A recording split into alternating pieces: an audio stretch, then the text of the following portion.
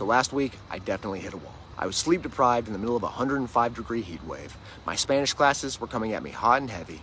My homestead host doesn't speak a lick of English, and my housemate is fluent in Spanish and literally from another generation. Everyone I've met has been so kind and bright and welcoming, but between the average age gap and the added stress of trying to find a more permanent place to live and otherwise arranging my life in a new country, to say my comfort zone was nowhere in sight would have been a dramatic understatement.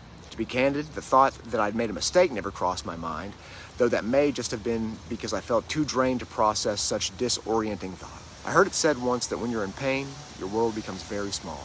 And in the moment in time, I felt myself to be on an island with nothing but the vast sea to gaze at from the shoreline. But we've all heard the story of the miner who would have found gold if he only would have kept digging, so that's exactly what I did. That day, I ate the first meal of vegetables and dark greens I'd had since I was on Spanish soil.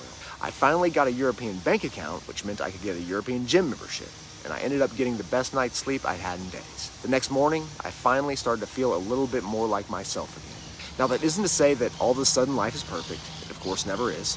Only that it was just when circumstances felt the most bleak that I stumbled upon a vein of a more pure state of flow. So wherever you're at in life, whatever you're doing and whatever seems to be standing in your way, this is me telling you that vein of peace is almost certainly closer than you perceive it to be, if you are only willing to just keep digging.